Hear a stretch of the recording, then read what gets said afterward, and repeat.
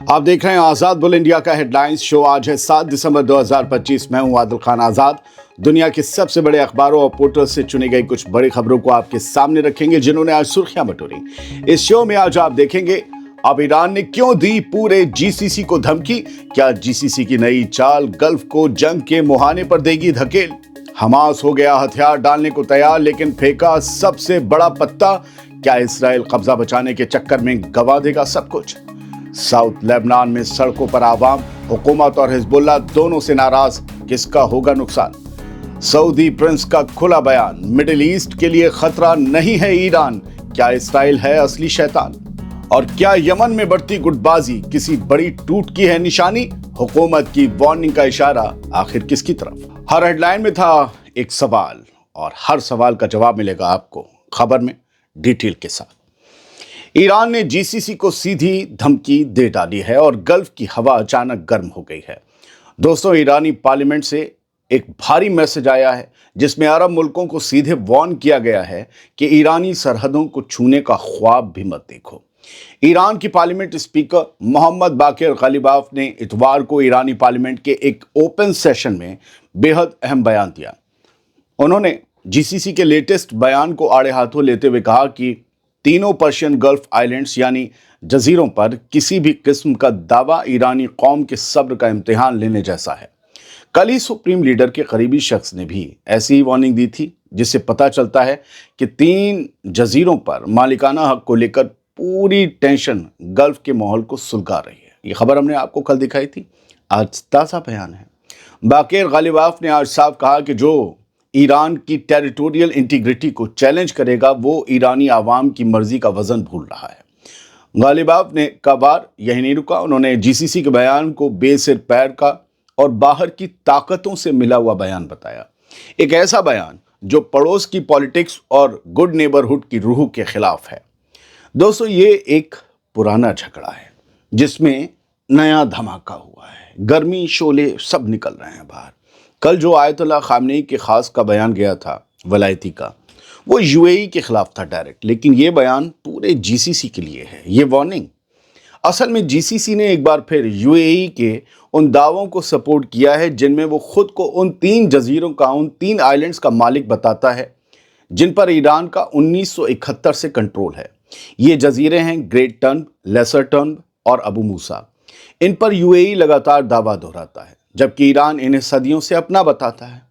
Iran पहले भी साफ कर चुका है कि ये आइलैंड्स यानी जजीरे ईरान के जिस्म के टुकड़े हैं और इस पर बहस की कोई गुंजाइश है ही नहीं। जीसीसी के क्लेम पर उसका साथ, चौंकाने वाली बात सुनिए, जीसीसी के क्लेम पर, उसके दावे पर उसका साथ यूरोपीय यूनियन और चाइना भी देते हैं। सबके जॉइंट स्टेटमेंट में हर बार यही लाइन आती है कि हम यूएई के एफर्ट्स को सपोर्ट देते हैं और ईरान हर बार डिप्लोमेटिक प्रोटेस्ट दाग देता है।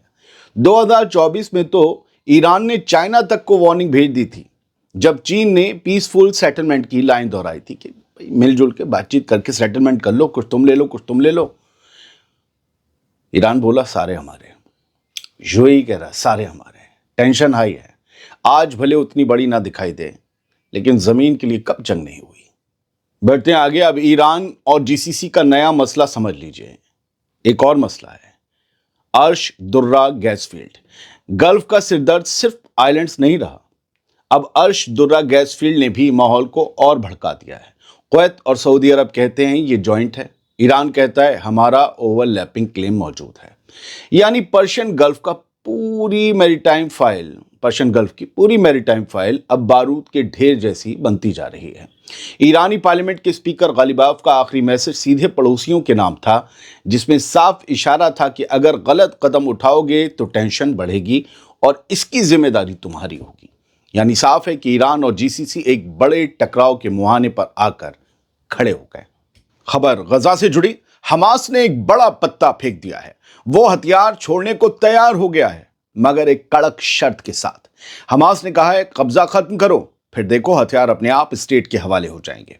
हमास के गजा डील के चीफ नेगोशिएटर और गजा में हमास मूवमेंट के चीफ खलील अल हया का बयान आज पूरे रीजन में हलचल मचा गया। अल हया ने साफ कहा हमारे हथियार हमारी जमीन पर बैठे इस्राएली कब्जे से जुड़े हैं, قبضہ ختم تو ہتھیار بھی ختم، ہم انہیں سیدھے اسٹیٹ اتھارٹی کے پاس جمع کر دیں گے۔ یعنی حماس کہہ رہا ہم ہتھیار سرنڈر کر دیں گے۔ اسٹیٹ اتھارٹی کا مطلب محمود عباس کی پیلسٹینین اتھارٹی نہیں ہے۔ العربیہ کے مطابق خلیل الحیہ کے دفتر نے کلیئر کیا کہ بات ایک مکمل خود مختار فلسطینی اسٹیٹ کی ہو رہی ہے، صرف کسی ٹیمپرری اتھارٹی کی نہیں، یعنی ایک آزاد ریاست۔ اور سب سے اہم لائن جو الحیہ نے کہی وہ یہ کہ یو این کی فورسز غزہ آئیں، بارڈر مانیٹر کریں، سیز فائر لاگو کروائیں، ہمیں یہ سب منظور ہے۔ یعنی حماس یو این کی سیپریشن فورس ماننے کو تیار ہے، مگر غزہ میں کوئی انٹرنیشنل فورس جو آئی ایس ایف ہے وہ آئے، وہ بھی صرف حماس کو ڈس آرم کرنے کے لیے۔ یہ بات حماس نے دو ٹوک ٹھکرا دی ہے۔ یعنی حماس کو غزہ میں عرب اور مسلم ملکوں کی فورس منظور نہیں، حالانکہ یو این کے لیبل کے ساتھ انہی ملکوں کی فورس اگر غزہ آئے تو وہ ٹرمپ کے اشاروں پر ناچے گی نہیں، اس لیے حماس یو این کی فورس چاہ رہا ہے۔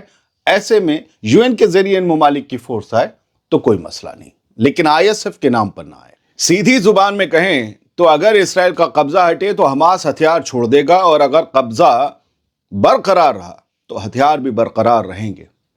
یعنی اب سارا دارمدار اسرائیل پر ہے کہ وہ حماس سے ہتھیار ڈلوانا چاہتا ہے یا قبضہ بنا کر رکھنا چاہتا ہے۔ اگر اس نے قبضے کا آپشن چنا تو سمجھ لیجئے کہ خلیل الحیہ کی اس چال کو ڈھال بنا کر دنیا اسرائیل کی نیت کو اصلی گناہ گار ٹھہرائے گی۔ فلسطینی اتھارٹی والے محمود عباس کی کھلی مانگ سامنے آئی ہے، کہا ہے حماس سے کہ ہتھیار ڈالو، اور اسرائیل سے کہا ہے کہ غزہ سے نکل جاؤ۔ فلسطینی پریزیڈنٹ محمود عباس نے جرمن چانسلر فریڈرک مرز سے فون پر صاف کہا کہ ٹرمپ کے سیز فائر پلان کا دوسرا فیز تبھی پورا ہوگا جب اسرائیل غزہ سے پیچھے ہٹے اور حماس سمیت تمام گروپس اپنے ہتھیار پی اے کے یعنی فلسطینین اتھارٹی کے حوالے کریں۔ محمود عباس نے کہا کہ ان کی پوری توجہ اب جنگ روکنے، غزہ کے لوگوں کی تکلیف کم کرنے اور کسی بھی جبری ڈسپلیسمنٹ کو روکنے پر ہے۔ عباس ڈونلڈ ٹرمپ کا پلان آگے بڑھانے کے لیے اسرائیل پر بھی پریشر ڈال رہے ہیں اور حماس پر بھی، لیکن کمال کی بات یہ ہے کہ یہی محمود عباس ویسٹ بینک میں ہر روز ہو رہے آئی ڈی ایف اور سیٹلرز کے حملوں کو نہ روک پا رہے ہیں نہ کچھ بول پا رہے ہیں۔ ساؤتھ لیبنان میں حکومت اور حزب اللہ دونوں کے خلاف لوگوں کا غصہ کھولنے لگا ہے۔ سرحدی علاقوں کے گاؤں میں اٹھتے احتجاج صاف دکھا رہے ہیں کہ تباہی کے بعد کے ریکنسٹرکشن اور معاوضے میں ہوئی لمبی دیری اب لوگوں کے صبر کو ختم کر رہی ہے۔ ساؤتھ لیبنان میں اب دونوں پاورز کے خلاف پروٹیسٹ ہو رہے ہیں۔ طائبہ علاقے میں ایک شخص اپنے تباہ گھر کے باہر سڑک روک کر بیٹھ گیا، وہی گھر جسے اسرائیلی حملے میں نشانہ بنایا گیا تھا۔ اس نے کچھ اس طرح سے اپنا پروٹیسٹ ظاہر کیا۔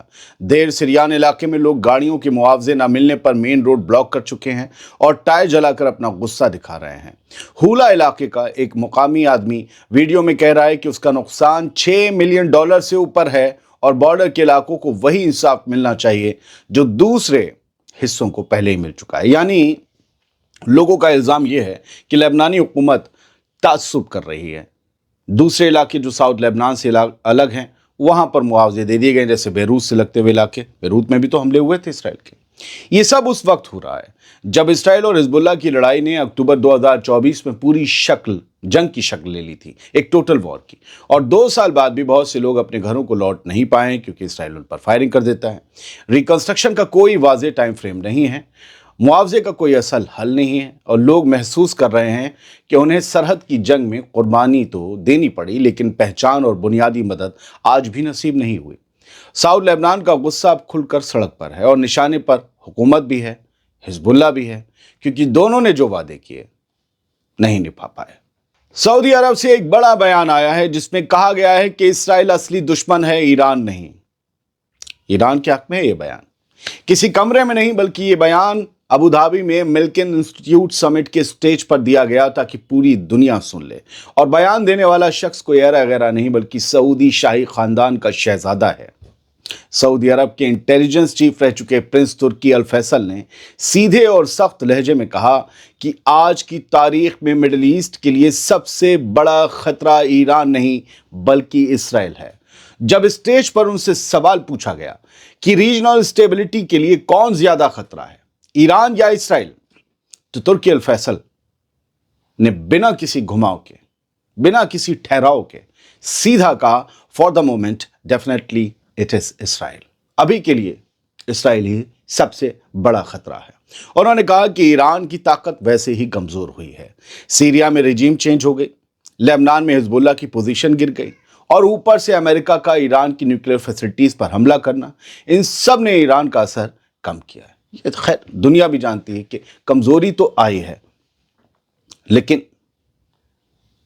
इसराइल को अगर सऊदी अरब सीधा सबसे बड़ा दुश्मन बता रहा है तो बड़ी बात है। एक्स इंटेलिजेंस चीफ, शाही खानदान से जुड़ा हुआ शख्स प्रिंस, और ऐसा वैसा भी प्रिंस नहीं है, आप उनका पढ़िएगा कौन है वो।